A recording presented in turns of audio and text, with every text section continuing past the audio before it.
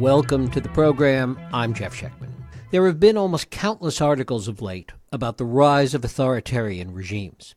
And one aspect of all these regimes is, even as we're starting to see here in America, the dramatic increase in corruption. Fueled by money laundering, drugs, and all manner of crimes upon the public, the level of corruption extracts a higher and higher toll on the lives of citizens. Perhaps nowhere in contemporary times was this worse than in Colombia in the 1990s and the 2000s. Amidst a complicated and murky civil war, drug cartels, and unrestrained violence, the country literally came apart.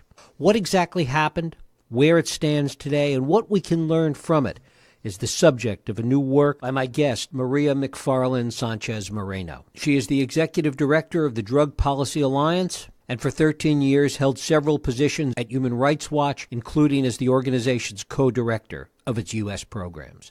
It is my pleasure to welcome Maria McFarland Sánchez-Moreno here to talk about her new book, There Are No Dead Here, a story of murder and denial in Colombia. Maria, thanks so much for joining us. Thank you so much for having me. It's great to have you here. I want to go back 20 years or so and talk a little bit about how this civil war came to be in Colombia and give our listeners a little bit of history about it. Well, it actually started even earlier than that. The latest war started in the 1960s, and it involved the left-wing guerrillas of the FARC, the Revolutionary Armed Forces of Colombia, who were Marxist guerrillas who wanted to take over the state, as well as various other left-wing guerrilla groups, and fighting against the Colombian military. Over time, other groups appeared known as paramilitaries, who worked closely with landowners, and it turned out with major drug traffickers, to protect their interests and fight against the FARC. But as my book starts to explain, the paramilitaries were deeply involved in drug trafficking themselves, and like the guerrillas, were responsible for horrific atrocities. It wasn't even clear sometimes which side the paramilitary, the right-wing paramilitary groups were on, other than their own. Yeah, I mean, the military in Colombia, important sectors of the military worked closely with the paramilitaries because they portrayed themselves as this counter-insurgent force. And yet, at the same time, they were allied with important people in the business world. So in some sectors, they worked more as private armies. And over time, it became very clear that they had become, in the late 90s, the country's biggest drug traffickers, taking the reins of the drug business after Pablo Escobar was killed. And by then, they really were just about controlling territory for profit, so that they could control drug trafficking routes, coca production, and reap more profits. And as they became more powerful and controlled more territory, as you say, what impact did it have on the underlying ideological battle between the FARC and the government? Well, I think the ideological battle got distorted as early as the 70s and 80s, when drug trafficking became so big in Colombia, and when the war on drugs really took off in the United States, especially during Reagan, because prohibition ended up fueling this enormously profitable illicit market in drugs. And both the FARC and the paramilitaries became involved in it. And it gave them resources to do what they wanted to do, maybe to pursue their ideological goals. But over time, it also became an end in itself. So even the FARC, which has recently entered a peace deal with the government, has factions that have not wanted to demobilize and that will likely stay active, in part because they want to continue involved in the drug business. So again, those ideological motives got seriously distorted as a result of the drug trade and ultimately of prohibition. And to what extent was FARC relying on the drug trade as a source of economic support for them at some point? No, it was. The FARC has for years been involved in taxing, taxing in quotation marks, taxing production of coca and controlling territory where people were cultivating coca crops and maybe in some cases forcing people to grow coca. And apparently they got involved in the trade itself as well. So they turned into players in the drug trade, no question about it. Talk about how the violence escalated to the point where by the late 90s it was absolutely out of control. Well, on the one hand, the FARC over time started using all sorts of horrific tactics, recruiting children as combatants, frequently kidnapping people for ransom. A lot of Americans are familiar with the kidnappings for political purposes of prominent political leaders like Ingrid Betancourt, who was held for years. But the reality is that the FARC was also kidnapping hundreds or even thousands of people just for ransom to make money, using anti-personnel landmines, which left lots of Colombians without limbs, innocent Colombians who just lived near where they were putting landmines. Meanwhile, the paramilitaries in the late 90s began this aggressive expansion campaign. And their way of operating was to spread terror. So they wanted to take over a town, and what they would do is they would come in, force all the townspeople out onto the town square, and then commit a gruesome massacre, cutting limbs off people, torturing them in front of their family members, raping women in front of their family members, killing children, and they would go town after town. And of course, whenever one of these massacres would happen, afterwards the whole community would flee and become forcibly displaced and end up moving to the slums on the edges of major cities. So they took over control of large parts of the country through this terror. And that, in turn, allowed them to gain tremendous power in other ways, including politically.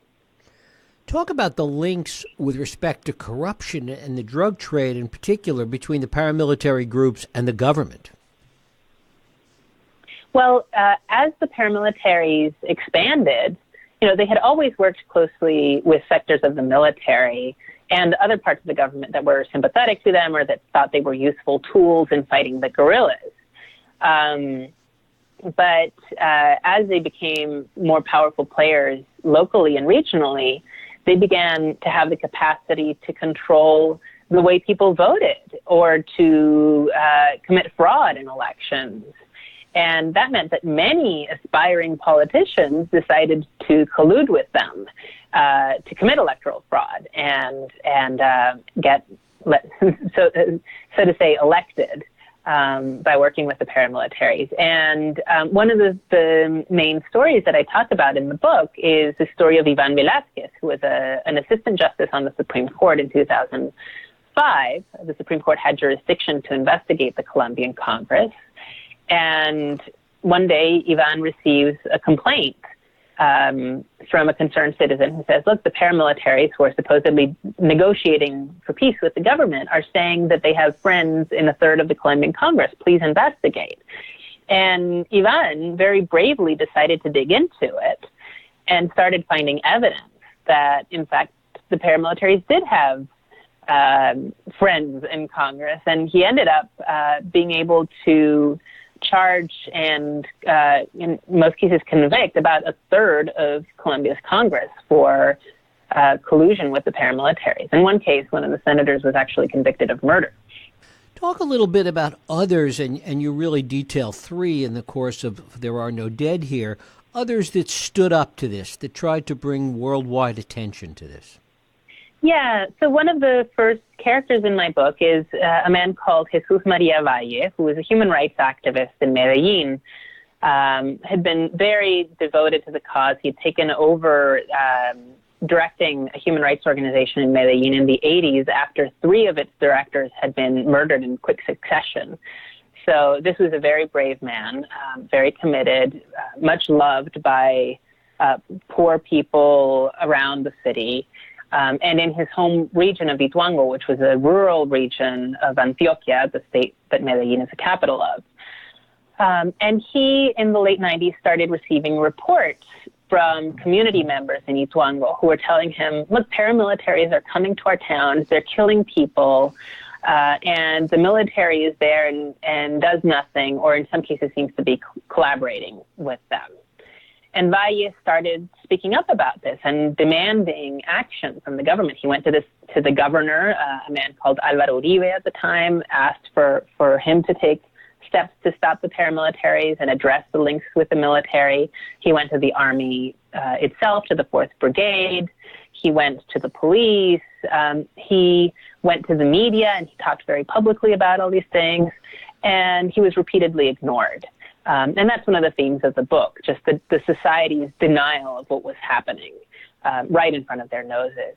And Valle eventually, really ramped up his allegations and was especially angered after a major massacre happened in Ituango. And after that, he became even more vocal, and eventually he was murdered for his allegations. And talk about what we know about his murder, because it's also a big subject of what you talk about in the book. Yeah, I mean, we know the bare facts. We know that the murder happened after a member of the army had sued him for defamation. And in fact, I think it happened the day after or 2 days after he testified in that case and repeated his allegations about links between the military and the paramilitaries. We know that a man called, one of the former paramilitaries who I interviewed over email, a very senior level paramilitary commander called Don Berna, told prosecutors a few years ago that the person who ordered Valle's murder was in fact the right-hand man of the governor at the time. So the person who allegedly ordered the murder was a man called Pedro Juan Moreno, who was the chief of staff for then Governor Álvaro Uribe. That hasn't been investigated, as far as I know. Pedro Juan Moreno was killed or died in a helicopter crash in 2005. There have been allegations around that potentially being foul play, but that nobody, as far as I know, has looked into the allegations that Moreno ordered Valle's death. What I know is that other paramilitaries confirmed to me that Pedro Juan Moreno was in fact very close to the paramilitaries themselves, that he met with them regularly. So that adds some more validity to the allegations. And what do we know about the former president, Uribe, and his involvement? Yeah, so the governor of Antioquia was Uribe, and he later became president in 2002 and was extremely popular, but also has been surrounded by scandals because so many people close to him, including the members of Congress who were investigated and convicted, have been convicted in many cases of ties with paramilitaries. Uribe was no longer governor. He'd been out of the governorship for a couple of months when Valle was murdered.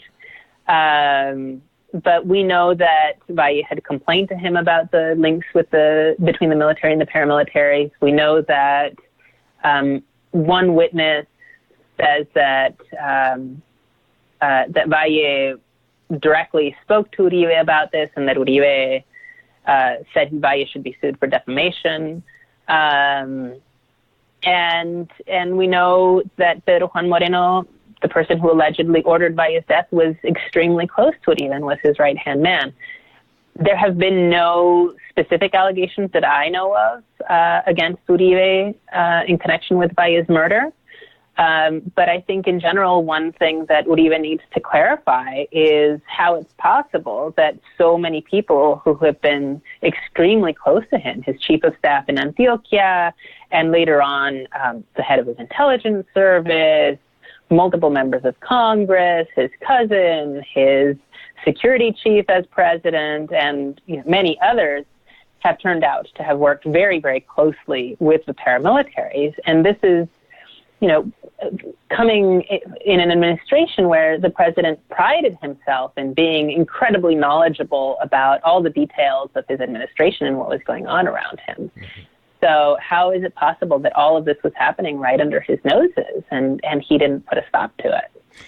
And tell us a little bit about Ricardo Calderon, who was a journalist who has been for years looking into this and trying to uncover more about what went on here. So Ricardo Calderon is the third character in my book, and he is the quintessential, investigative journalist who just cares about looking for news and telling the truth and exposing things. Very, very modest. He's received numerous awards over the years, and basically throws them into the fireplace because he doesn't care about them.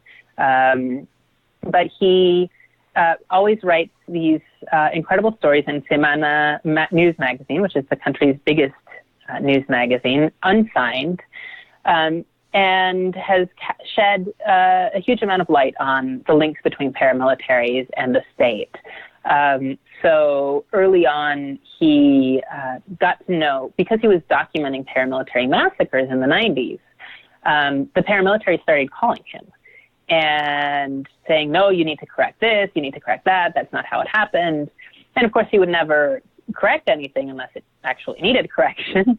But he started to meet with them and became surprised early on when, in his visits to paramilitary campsites, he started seeing senior government officials pop up or members of the intelligence service.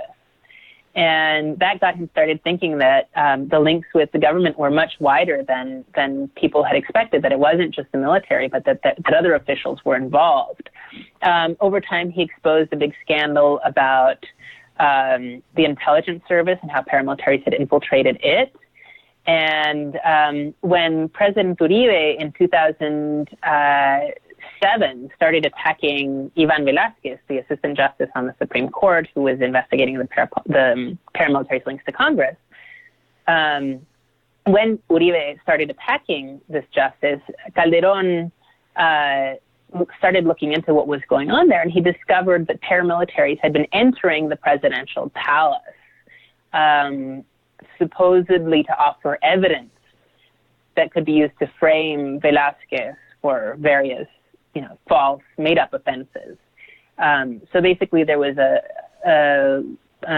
sort of conspiracy going on between paramilitaries and people in the office of the president to smear Velázquez.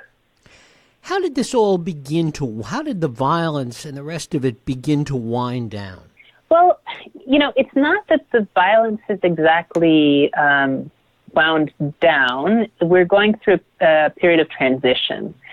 But starting in around 2002, we started to see, on the one hand, Uribe did put a lot more resources into the military, and the U.S. put a lot of resources into the Colombian military through Plan Colombia. And that meant that the military started pushing the FARC out of many regions where they were operating. They didn't go after the paramilitaries, and that's a big thing to question about the U.S. war on drugs in Colombia, is why were they only investing in the FARC, and they were in fact putting money into the military, which was working with the biggest drug traffickers in the country, the paramilitaries. But setting that aside, they did push the FARC out of many regions, and that led to a reduction in kidnappings, which a lot of people were very upset about. And they took over control of the highways. They started doing these caravans across the country that helped people feel safe. The paramilitaries, meanwhile, had expanded pretty dramatically, and once they had completed their expansion campaign, they decided just to focus on maintaining control. And when you're in a period of maintaining control and you're not competing over territory, violence naturally declines. In particular regions, you did see violence surface again whenever there were turf battles, for example, between paramilitary factions.